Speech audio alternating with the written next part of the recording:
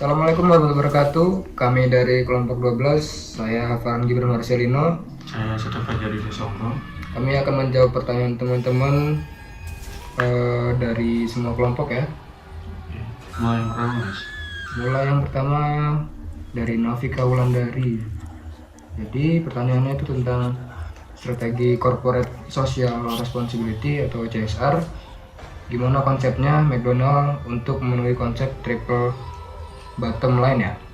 Jadi yang pertama itu McDonald ini punya yang pertama Ronald McDonald House, yang kedua Ronald McDonald Family, yang ketiga Ronald McDonald Care Mobile, dan itu udah mencakup semua 3P yaitu planet, profit, dan people. Jadi di situ tuh sudah melihat unsur 3P yang dimana sebagai indikatornya itu mengaitkan variabel yang ada serta sebagai tolak ukur keefektifan. Jadi udah McDonald itu udah pakem untuk CSR itu sendiri. Nah, pertanyaan selanjutnya tentang KFC ya sebagai kompetitor dari Danur Maulana. Jadi KFC itu bukan kami bilang seperti perusahaan yang lagi membangun, tapi lebih ke kompetitor rivalnya McDonald itu sendiri. Jadi kami tidak bilang KFC itu sebagai pemula ya. Yang ketiga dari Sadam.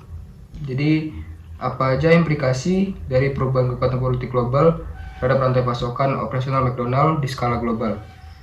Jadi misalnya contoh dari konflik Rusia Ukraina kemarin itu, McDonald itu menanggung resiko dari segi politik, operasional, reputasional, dan nilai tukar mata uang. Jadi dia memberhentikan operasional, terus menutup gerai, namun tetap membayar sewa, gaji, serta perlengkapan toko. Jadi yang dialami untuk pada masa itu tuh capital loss. Nah, itu juga menjawab dari pertanyaan Mas Novel yang pertanyaannya hampir mirip, yaitu keberlanjutan operasional setelah fluktuasi kekuatan politik global ya. Nah, selanjutnya dari Nelly Agustin ya, yaitu gimana isu-isu yang beredar terakhir ini tentang McD yang diboikot ya. Jadi untuk pemboikotan McD itu sendiri tuh MUI tidak pernah mengatakan bahwa McD diboikot secara fatwanya ya. Jadi itu hoax teman-teman. Jadi selera aja sih kalian, kalau mau ke McD juga nggak apa-apa, dan itu nggak ada fatwa dari MUI yang harus memboikot McD.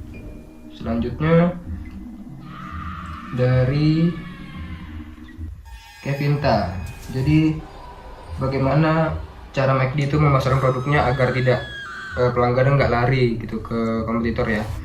Sebenarnya untuk makanan cepat saji itu selera ya teman-teman. Jadi ada yang memang sukanya ke McD, ada yang sukanya ke KFC. Jadi McD itu udah punya konsumennya sendiri, udah punya pelanggan tetap. Jadi itu nggak berpengaruh apa-apa karena McD ini sudah besar namanya.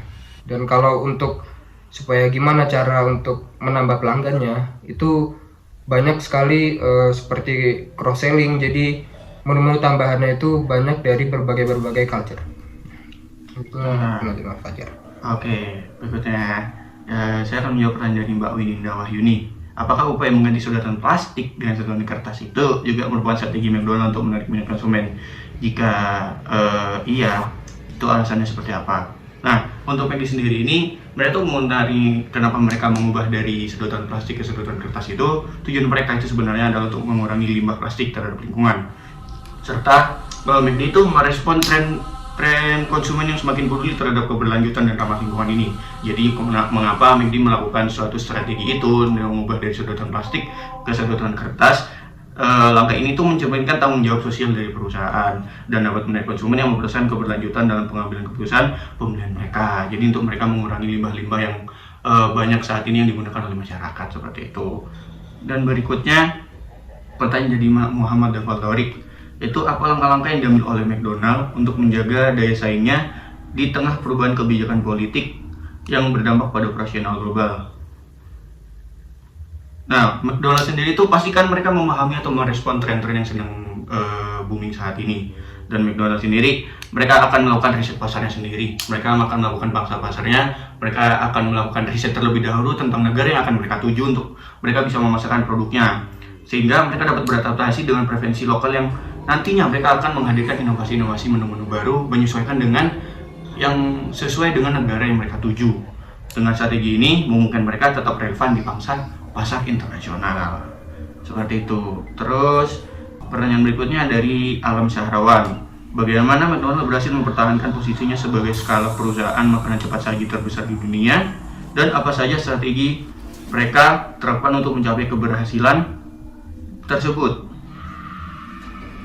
Nah, McDonald's sendiri itu mereka berhasil mempertahankan posisinya sebagai salah satu perusahaan makanan cepat saji terbesar di dunia melalui sejumlah strategi bisnis yang efektif. Yang pertama, pastinya mereka memfokuskan pada standarisasi produk mereka, seperti mereka mempertahankan cita rasa makanan mereka supaya produk mereka itu tetap memastikan konsisten rasa dan kualitas di seluruh outlet global yang mereka punya. Dan mereka juga melakukan inovasi pada menu, adaptasi lokal membantu mereka menciptakan menu-menu baru menyesuaikan dengan keinginan yang diinginkan oleh konsumen di suatu negara yang mereka terapkan, seperti itu. Dengan memanfaatkan teknologi, mereka melakukan layanan pesanan bisa melalui daring atau aplikasi seluler. Jadi mereka memudahkan pelanggan yang tidak bisa mendatangkan ke gerai langsung. Mereka melakukan inovasi melalui pelayanan online yang mereka bisa diakses oleh semua masyarakat, seperti itu. Terus pertanyaan dari Nur Zafika Syamsul. Adanya tudingan bahwa McD diboikot yang menyebar khususnya di Indonesia. Bagaimana kemudian inovasi pemasaran yang dilakukan oleh McD dalam mempertahankan produknya? Nah, kan pasti banyak tentang McD ini, banyak tudingan tentang mereka yang diboikot terhadap McDonald. Perusahaan ini telah mengambil langkah-langkah yang inovatif dalam mempertahankan produknya di Indonesia. McDonald ini meningkatkan strategi pemasaran dengan fokus pada responsif positif terhadap kebutuhan yang dibutuhkan oleh masyarakat, seperti menghadirkan menu-menu khusus yang mencerminkan cita rasa lokal dan mempromosikan kerjasama dengan produsen lokal. Selain itu juga, McDonald ini aktif di media sosial seperti platform digital untuk membangun keterlibatan konsumen dan memberikan inspirasi terkait bisnis mereka dengan berbagai upaya. Seperti itu. Dan terakhir dari Mas Reza Widyaningrum. Bagaimana McDonald memahami dan merespon tren konsumen global dalam makanan gaya hidup untuk tetap relevan di pasar internasional? Nah, McDonald ini pasti kan memahami tren-tren konsumen yang tren-tren konsumen yang sedang ngetren saat ini. Pastinya namanya McDonald pasti dapat mereka merespon itu dengan cepat, dan juga mereka melakukan riset-riset pasar yang mendalam sehingga nanti mereka dapat beradaptasi dengan preferensi lokal dan menghadirkan inovasi yang baru sesuai dengan menu dengan gaya hidup modern. Strategi ini mungkin tetap relevan di pangsa pasar sehingga membuat McDonald itu masih bisa tetap bertahan di pasar internasional dengan produk yang mereka tawarkan, seperti itu. Oke, udah terjawab semua ya kawan-kawan ya. Terima kasih buat teman-teman yang sudah bertanya untuk kami.